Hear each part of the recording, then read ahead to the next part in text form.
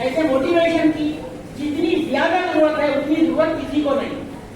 बहुत काम हो रहा है लड़कियों की तालीम पर, लड़कियों को आगे बढ़ना चाहिए, क्योंकि लड़कियां जो है वो किसी भी घर को बदलने की ताकत रखती हैं, सलाहियत रखती हैं। लेकिन आप देखें कि लड़कों ने क्या किया है इतने वर्षों में।